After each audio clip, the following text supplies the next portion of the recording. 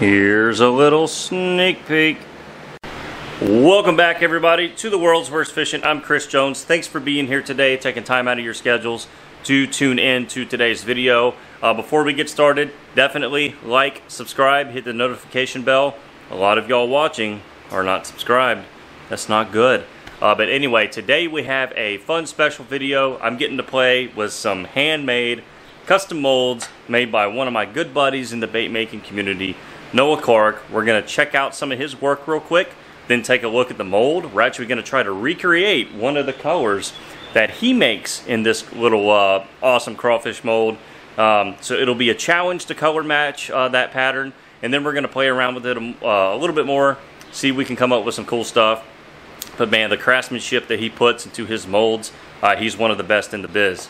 So let's go ahead and take a look. Again, thanks for being here. Hope y'all enjoy this video, and let's jump in.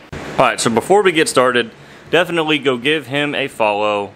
Outdoorsman_Clark, Noah Allen Clark. Awesome content. Apparently he has an awesome beard. And yeah, here's the master for this mold that we're playing with. Look at that, all handmade. Incredible patience there. Sorry to like blast out all your stuff, buddy, but I want to get down to this picture. This picture says it all. Look at those it's unbelievable. So that's what we're going to kind of play around with today, is we're going to try to recreate that color. Here's the mold right here. He even colored it green just for me, emerald green. And I cannot wait to get into this. And in fact, it's going to be a challenge just because it's a silicone mold and I have not poured in silicone in quite some time. But he did send me a few other custom baits that he makes. This is a custom mold that he does. It's like a creek goby, almost like a sucker fish in a way. It kind of covers all the bases there of, you know, kind of small forage. And I mean, it's even slotted. Such an awesome bait. Really, I mean, can't say enough about his dedication to mold making. You know, that's where he really puts his passions. Alright, so I think we're going to start with a green pumpkin base. Now, Noah's color may have been more watermelon base, but I really like this green pumpkin, so we're going to kind of go with that. In the meantime, since today's theme is all about a very lifelike custom crawfish mold, I figured we could take this opportunity to learn a little bit about our crustacean friends. So here are a few little trivia items about crawfish. Crawfish come in a variety of colors. Most common is red, but they come in whites, greens, blues, and yellows. However, when they are cooked, they all turn red, which that's my favorite way to see them, because that means that we're having a crawfish boil. Crawfish are a close relative of the lobster, which not a whole lot of surprise there. They are more closely related to the Maine lobster than other types, so definitely not the little ones that we have here in Florida. There are more than 500 species of crawfish throughout the world, and more than 350 of those live in the United States. Wow! I actually did not know that. Crawfish live on every continent in the world except for Antarctica, which, yeah, I can see that.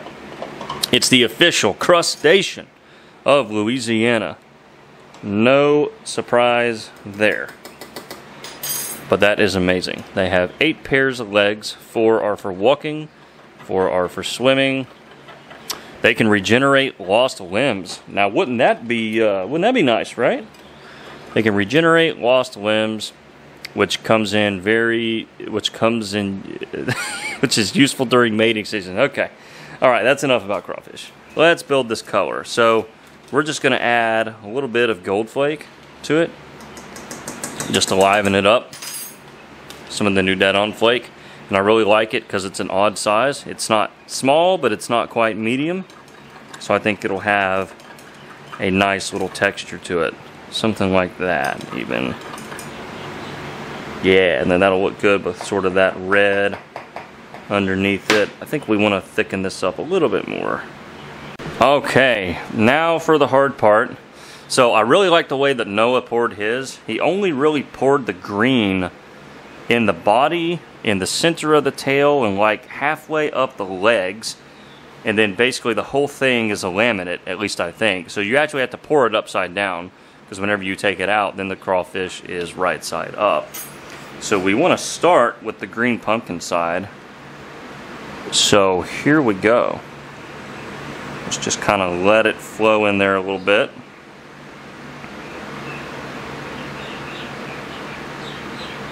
Yeah, it's kind of going to go into that mid-tail. And then we want to pour it a little bit up there into the arms. Okay, we're going to try again. I don't like the way I poured those. And I looked at Noah's picture again because I really want to capture some of his magic there. So, actually, yeah, I'm going to start down in the tail. Into the body. Up into the claws. He actually poured a little bit more into there. So again, up into the claws. Yeah, a little bit more up into the arms. Yeah, I think that right there is going to look nice. And then basically we're just going to fill in all the gaps with the orange, red, however you want to put it. And I think that will look nice. So I think that's how we're going to try to pour this. Again, real precise down there in the tail, into the head a little bit. Yeah. And now for my son Landon's favorite color, red. Just a little bit of dead on red. This stuff's pretty thick, so we don't want it to overpower the green pumpkin. So we're just going to kind of start with that.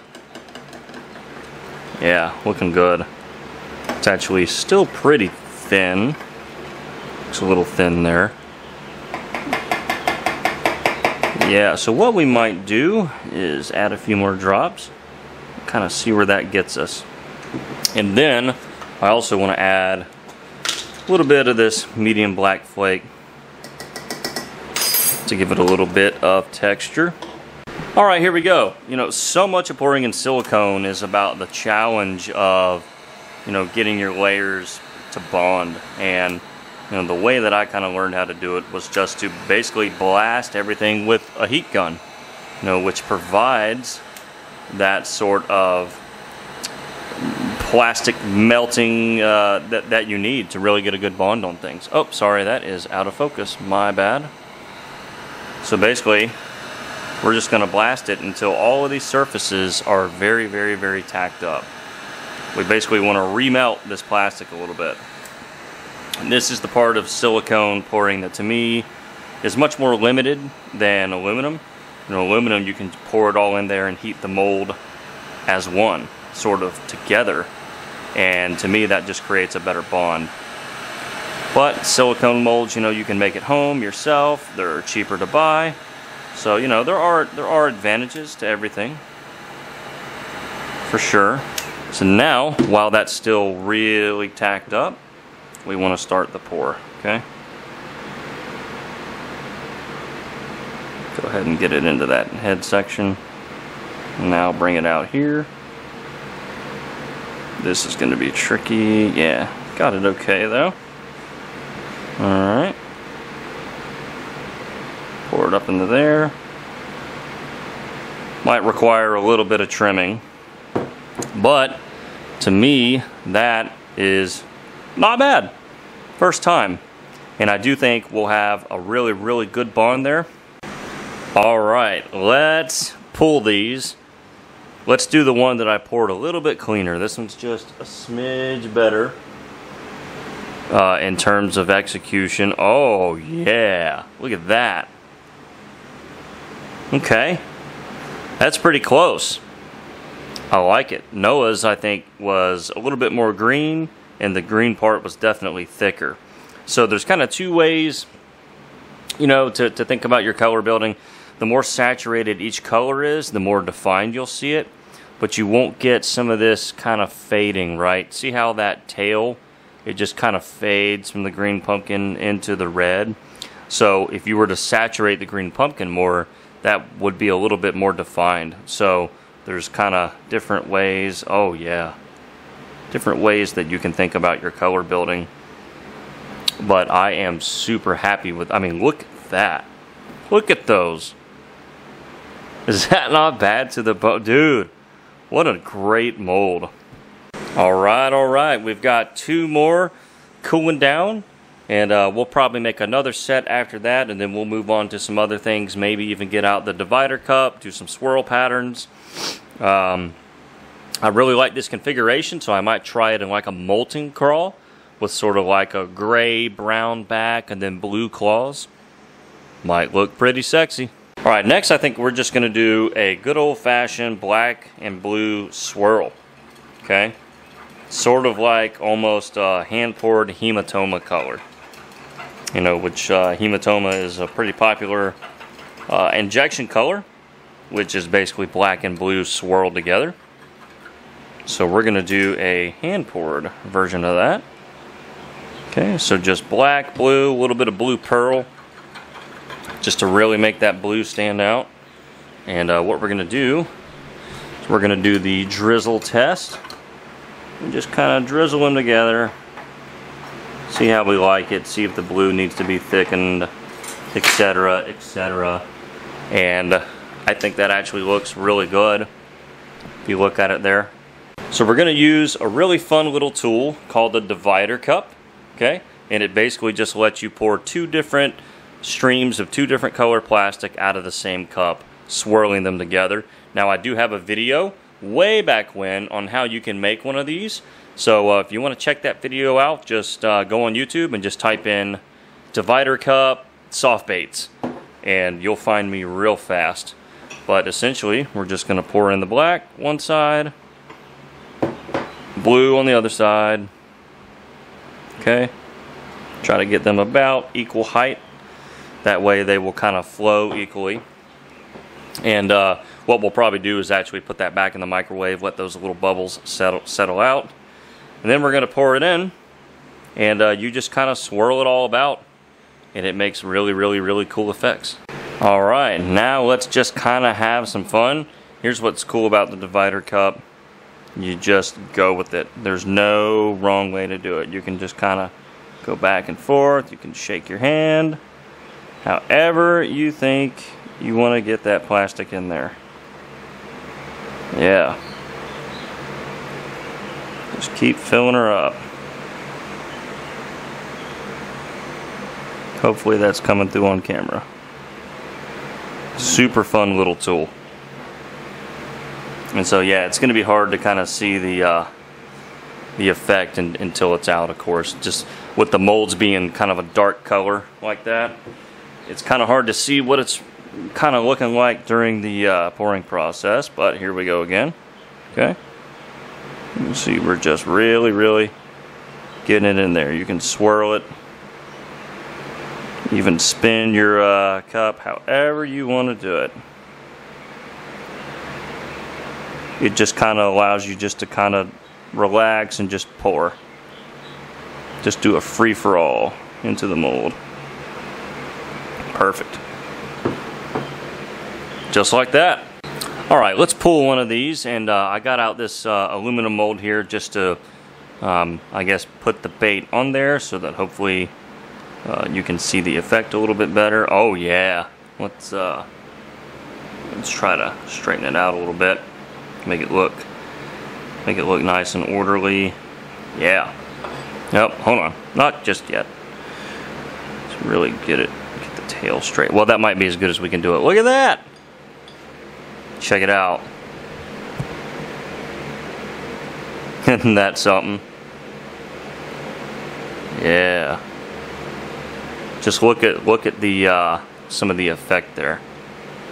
That divider cup. And it's so easy. There's no wrong way to do it. You know, mix the 2 colors up in the cup and just start pouring. We're going to pull the other one next. Alright, and there is the other one there on the left. Look at that. So cool. Talk about an excellent sort of color for like just your standard black and blue jig, right? That right there is like an awesome black and blue crawfish jig trailer bait. And you know what's cool? We already got a couple more cooling down. We have the next 2 over here on the right. Check this one out. This one is super unique. We kind of got blue over here on this side and a little bit more black on the other side.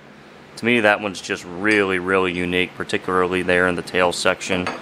No two are alike. You know, that's what's so cool about, you know, little fun tricks like the divider cup, is that it's still the same effect, but no two are going to be alike. You know, if we look at these, they're a lot more identical.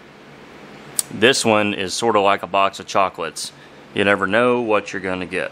So I like that first color enough that I'm actually really curious to see it in a injection mold. So we've got the AI Ectocraw mold out, and we're going to run a quick laminate and see how it does.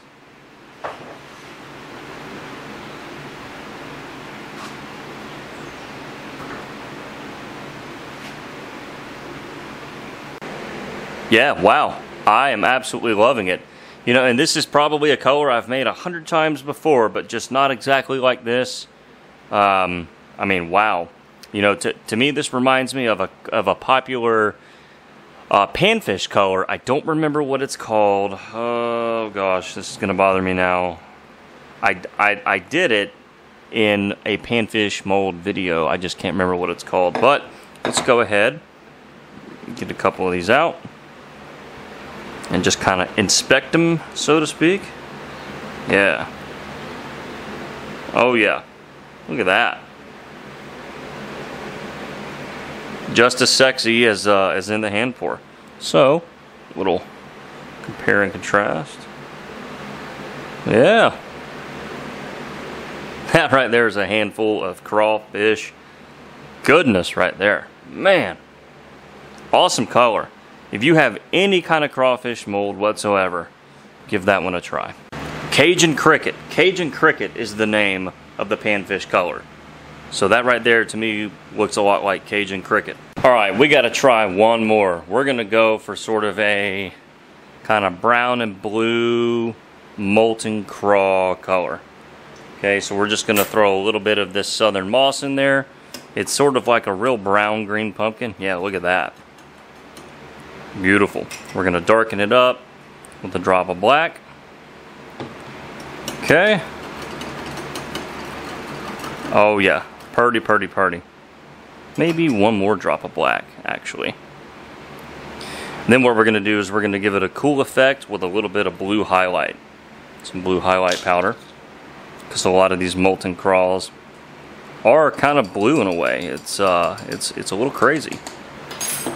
So just a smidge, my favorite measurement of blue highlight. Not a lot, not a lot, not a lot. Yeah, looking good there.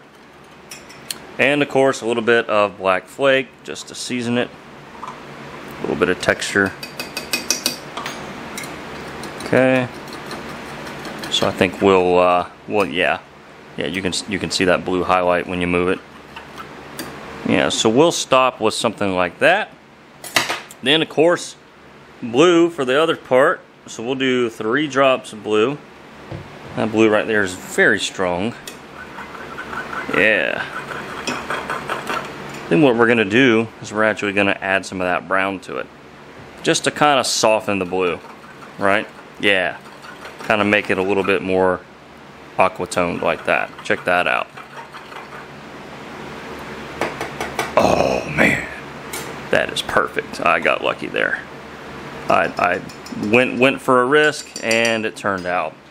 So I think we're going to do that, and we're going to do the same sort of pour as we did with that first color, sort of a 2-color laminate. Alright, I'm looking forward to seeing these. Let's go ahead and pull one. Oh yeah, look at that. Ha ha. Sort of like a turquoise molten craw, and in a way it almost kind of matches the mold. Let's get this other one. Oh man. That's one of the best molten craws I've ever seen, and we just got lucky and came up with it. Not even trying to toot my own horn, but that is how I should have been doing that all along. That exact recipe. Alright, well, we're going to be making a lot more of this color, I think, in some other configurations, even worms, like an open pore worm. Oh my god. What do y'all think? Pretty cool, Noah. appreciate the love, man. Awesome mold. I knew I had to film with it because it's just too cool. And I hope all of y'all out there got a little bit of inspiration to not only maybe want to make a mold of your own, but some cool color concepts as well. All right, everybody, here's the spread today. What an awesome, awesome thing. It can be a lobster, a crawfish, and a scorpion. Pretty much all in one. So the question of the day, like every world's worst fishing video, which ones were your favorite?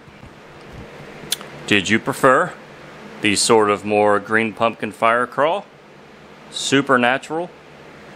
Did you prefer a little bit more out there, but the tried and true black and blue hematoma kind of configuration? Or one of my new favorite colors, period, glad I've whipped this one up, sort of the aqua molten crawl. There's a lot of times when something like this catches them better than traditional crawfish colors. If I had to choose a favorite, just what would I have the most confidence using? Around here in Florida, we'd probably be flipping or bed fishing. Oh, you know, for bed fishing, I would definitely go with the orange. If I was just flipping it through cover, probably black and blue. My favorite from a bait making standpoint is this one. Those colors just work so well. That's my favorite in terms of, wow, I'm impressed I even could do that. So two different kind of things. I don't know, I guess all three are my favorites. Is that cheating? Am I allowed to pick all three? I don't know. Super cool. The mold's even cooler. Hope y'all enjoyed this video. And I think we're gonna end this one here.